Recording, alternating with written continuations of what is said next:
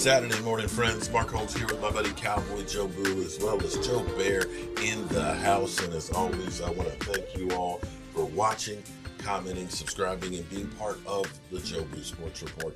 Without you guys, as well as you ladies, you know that this literally does not work. So let's get open for business here and let's wake up those football gods here on this Saturday morning. Hope everybody is doing good. I am feeling great. Well, I'm actually concerned. We got Jerry Jones, who has a minor medical issue and is working with Roger Goodell on something that needs to be in Dallas.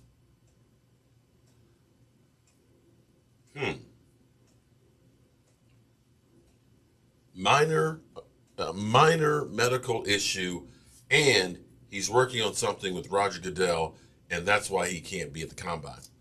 The combine is where a lot of work gets done. You're hearing about different things. You heard about Washington making a strong trade offer to Seattle and so on.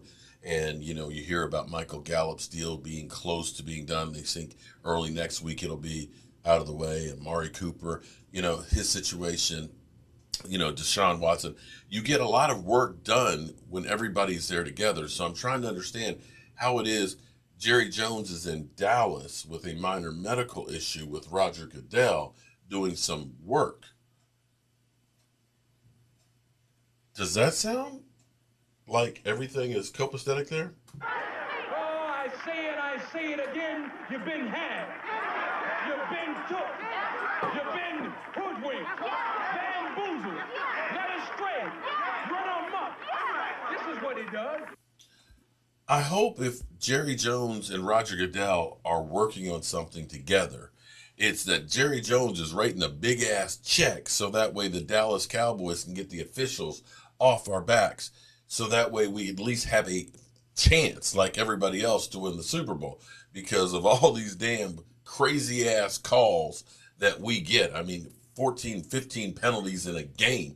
Every time we make a first down, it seems like, or a big play, we got a freaking penalty that they don't call on anybody else. I'm hoping that they're finding a way to actually bury the hatchet between the two of them and make peace. Jerry Jones was trying to say, hold up last time on that contract. Maybe we should look at somebody else being in there. And Roger Goodell has basically said, screw you and the Dallas Cowboys. That now Jerry Jones is saying, look, brother, Roger, I'm sorry about that, but my emotions got in the way, buddy. It's nothing personal. It's just business here. And to say that, make amends here, I want to personally be here to go ahead and negotiate that contract extension for you, buddy. And whatever, here's a pen. Here's a piece of paper.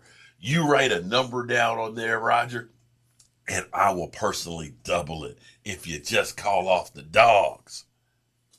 I'm hoping that that's the business that Roger Goodell and Jerry Jones are doing in Dallas. I swear. Because, Roger Goodell has done his part. Roger Goodell has made more money for the NFL and the owners than they probably could have dreamed about when they originally made him the head of the NFL, the commissioner. Right now, Jerry Jones, please don't piss the man off. Please make him your best buddy. Make him like your Robert Kraft and Roger. Okay, make it that New York Giant, Jim Mara and Roger Goodell.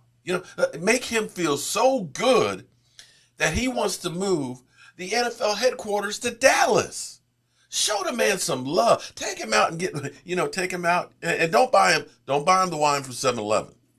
Don't buy him the wine from 7-Eleven, Jerry. You do that. Get him the good stuff. Take him out for a great steak dinner. Wine and dine Roger Goodell and make him your best friend. Please, Jerry. Please.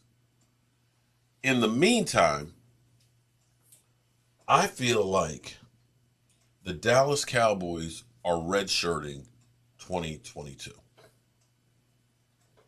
If you watched my live stream last night, shout out to you. Shout out to you because I appreciate everybody that was here. And I had my man DMV, Dallas Cowboys. Shout out to him. He is a high school coach. He's working with college scouts and recruiters and everything else. We're going to be doing some stuff with DMV and following and talking to, the next generation of football stars, maybe future Cowboy players. So shout out to him. One of the topics of conversation that we had last night when we were thinking about how the Cowboys are going about business this offseason. I think it's a great thing that they brought back Dan Quinn. I'm not sure about Kellen Moore. A lot of people will look and say that the whole concept of letting go Amari Cooper is a direct result of your play calling. For me, looking at where we are and hearing the things that we've heard from Stephen Jones, to me, who is the de facto owner right now, while Jerry Jones is handling business, with the medical issue as well as with Roger Goodell. Looking at what's being said from Stephen Jones saying, we're not going to do like the Rams or Tampa or Kansas City and go all in because it's going to hurt us down the road. And I've kind of proven to you, because of all the new money coming in, that that's bullshit. It's bullshit. Quite frankly, they're still working on the Sunday NFL ticket that may go from about $1 billion to $7.5 billion. That will directly increase the salary cap by $115 million if it goes through at that 7.5. Amazon and Apple, two companies that got more money than they can shake a stick at. You think a few extra $1 billion is anything to those people to know that they have the monopoly on the Sunday ticket? They understand business. $115 million more on the salary cap just from that deal. Not to mention all the other money that hasn't kicked in because last year's television contract was on the original CBA. So all that new money's coming in. You see all the money that's flying through trying to get the big name people. $15 million they're talking about they pay Sean McVay to come out, stop coaching and be a talking head. The money in the salary cap will explode. So now is the best time ever to kick that money on the road. Now here's the thing. When the Cowboys were doing a bunch of the contracts with Zeke, with Jalen Smith and DeMarcus Lawrence, the Cowboys actually had a plan because they knew that this was going to happen in the future. The problem was COVID. See, here was the monkey in the wrench, because the salary cap was right at $200 million. COVID happened when the Cowboys ended up making these moves thinking that the salary cap is going to blow up because we're going to get the new revenue that's coming in, the gambling money and all that. And if it hadn't been for COVID, the salary cap right now would probably be about $240, $250 million, because they had to reduce it because of COVID. Even if COVID, if you don't even take in the normal, if you were to just put in the normal growth of the salary cap for last year would have been about 210 instead of 185. That's 25 million right there. This year would probably have been, even just the normal growth, which is about 10 million a year, it would have been about 225 is what it would have been without the new contracts. You follow me? And if we were at 225 as opposed to 209, those contracts that you have for Amari Cooper and things aren't quite as bad. And they were looking forward and saying, yeah, we're going to have the new CBA, which is going to bump up everything. So you had the hiccup that threw you backwards. And so now that move that the Cowboys thought, they thought Jalen Smith was going to end up being a player. And it was better to pay him then, knowing that the salary cap would blow up and everybody would be asking for more money. They looked at it from Zeke Elliott's standpoint. Well, if we can keep Zeke healthy and this great offensive line, we sign him now before the new CBA numbers come in, and now all of a sudden the numbers rise exponentially. But COVID was the hiccup. And so last night when we were talking, it's funny because let me read exactly what happened.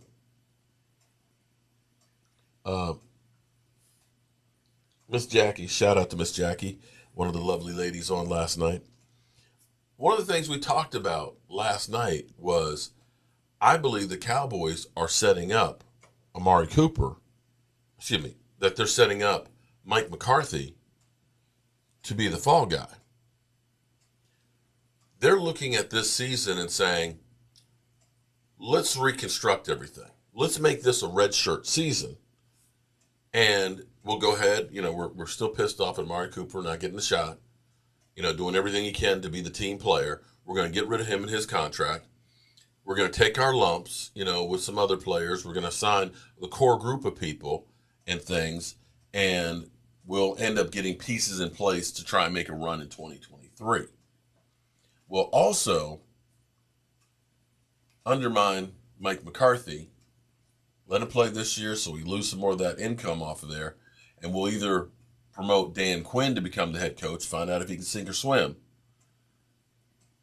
and then make a run for Sean Payton for 2023. Let's go ahead and just take our lumps, get that, let somebody else be the glory hogs this season. We'll get a better schedule. We'll get a higher draft pick. We'll clear out some of the cap.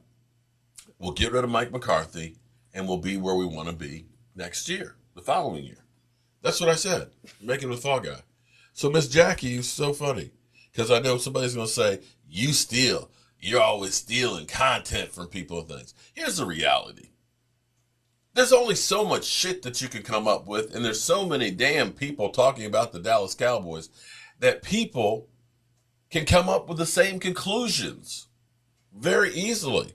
And it's not that I'm, a genius to think that Mike McCarthy's being made the scapegoat, but here it is, Miss Jackie. She sends me a link this morning. The Cowboys are setting up Mike McCarthy to fail in 2022 if they go down this path. The Cowboys are setting up Mike McCarthy to fail in 2022 if they go down this path. Oh, okay. And it's a link to an article by David Hausman from this morning. And she said, you said this last night. Wow. So I'm not saying that David Hausman stole that content. He probably saw the data just like I did and came up with the same conclusion. That happens because we all, as we could say, great minds think alike. And that's what it looks like to me when you say, we're going to go ahead and cut Amari Cooper, who's been a 1,000-yard receiver, basically. He's got 3,000 yards plus 21 touchdowns over the last 3 years because you got having a hissy fit. In the grand scheme of things, of all the people that have been overpaid recently, Amari Cooper, yeah, he hasn't shown up sometimes in big games, but we've had guys who haven't been able to show up at all because they've been injured. He's being made out to be the scapegoat. You could look at D-Law from the time that he got paid for the last 3 years, who only has 14 sacks. And people will make excuses and say, well, he's a great run stopper. Well, if he's a great run stopper, guess what? We're not stopping the run good enough to be a good team. So I'm losing with you. I can lose without you. You understand where I'm going with that? We gave up 4.5 yards a carry last year. It's not going to get it done when it comes late in the season and playoff time. We paid Jalen Smith, knowing that he was literally playing on one leg. Literally playing on one leg. You can see it. He's got the heart of a lion. He's got the mentality of Micah Parsons. But unfortunately, he had a bad wheel and could not step into tackles. Good. At least they're not making the same mistakes with, say, Van Der Esch. Van Der Esch, who's another prone player, that you could look at, he would hesitate. He wouldn't truly drive through his tackles because he's probably worried about the neck going. But we've gone through and we paid players, and then because we paid players and made mistakes, we end up restructuring their deals. And this is how you know that the Amari Cooper thing is not new. It's not new because they could have easily restructured Amari Cooper's deal this past season to get some cap relief. They did not touch his. The guys that they restructured on contracts was Tyron Smith, Zach Martin, Dak Prescott, Zeke Elliott. And here's the thing. When you restructure a contract, you're kicking it and making it harder to release them. You need them to play for a while to make up for the restructure. They didn't touch Amari Cooper's. So that told me right then that Amari Cooper's days he was not in the long-term plan because it would make it easier for them to release him. Go back and look at the players that were contract restructured. They restructured all the big guys, but they didn't touch Amari's. So this is something that's been going on for a year with the Cowboys. But losing him and saying, okay, we're going to make CD our number one. We're going to go ahead and get a contract done for Michael Gallup. But there's no guarantees that he's going to be ready to start the season. And if he doesn't, and the Cowboys will have a primetime game, just like we played the defending Super Bowl champions last year to start the season, just like we played the Chargers in L.A. We're going to have tough games to start the season, and we're probably not going to be ready. And this is where you look at Mike McCarthy is being set up to fail. And I believe that this is all about getting Sean Payton in 2023.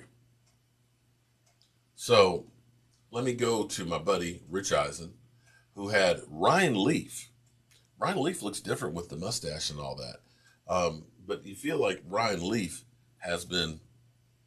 definitely had some trauma from football. One thing outside the combine purview, the conversation and Adam Schefter reporting that Amari Cooper there in Dallas may be released before the league year starts. Your thoughts on that and what that accomplishes for the Dallas Cowboys? Well, I mean, look, when they signed Cooper and Zeke and knowing that Dak was going to get his money and then he did, I mean, how many teams can have a quarterback, running back, wide receiver combination count for what, like $70 million on your cap? I mean, no matter how large the cap number keeps going up by whatever margin, I mean, at some point that's just not sustainable. And the fact that Zeke's still around is kind of amazing because you'd think the running back would be the one with the quickest expiration date. But it was obvious that Amari Cooper was no longer, the number one target in the offense last year, that it was CeeDee Lamb 100%. The fact that Amari Cooper would essentially have to speak up, which he never does,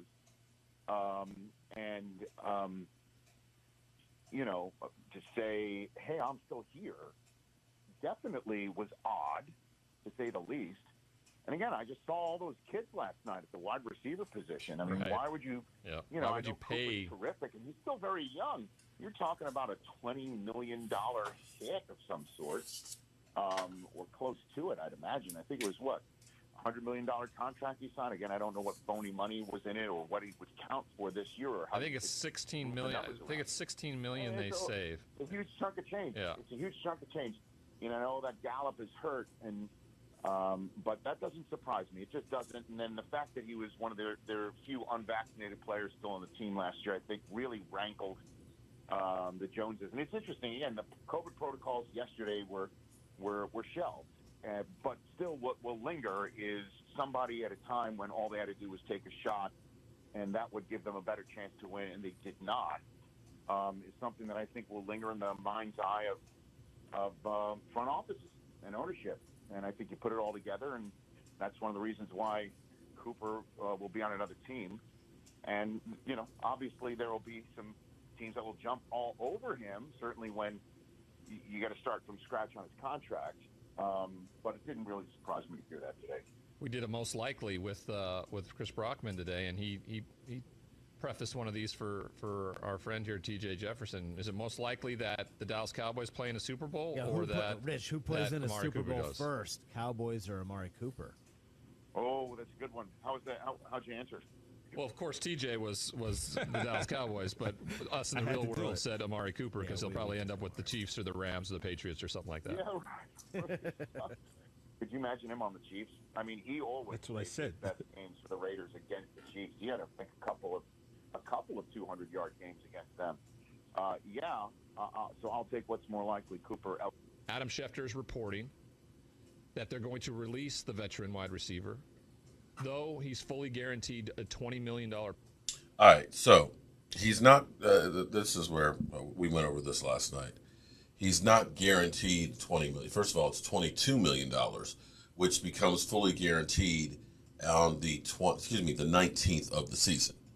At the moment, if they were to cut him before the 19th, then it would be a $6 million cap hit in dead money, but they would save $16 million of actual cash. This is what's funny, because you're on air talking about, the situation, and he goes on to say, oh, well, I don't understand. If he's guaranteed 20, what is his contract, 36? No, it's not 36. Be that as it may. Be that as it may, they don't have it quite right. But it is what it is. And like I said, this is something that the Cowboys have been thinking about for well over a year. And to me, everything that has happened this offseason points to the Cowboys not trying everything and using every avenue that they can to win the Super Bowl this year. To me, it's going to hamstring Mike McCarthy. You've already made him basically out to be a lame duck coach, that he's a dead man walking, and now you're taking away one of your best weapons. And what I say about having Amari Cooper, sometimes you have players that make everybody else better around them. And when you take them away, you realize, oh my goodness. Think back to when Dez Bryant was hurt. We had Terrence Williams, who was beasting on the outside. And Dez Bryant gets hurt. All of a sudden, Terrence Williams ends up having to play like the number one. And his production went down the toilet. And so that's where you realize that some of the reason why Michael Gallup and CeeDee Lamb and Blake Jarwin are doing what they're doing is because Amari Cooper is such a good route runner that you have to go ahead and take care of him first. He's taking the number one guy. But what do I know?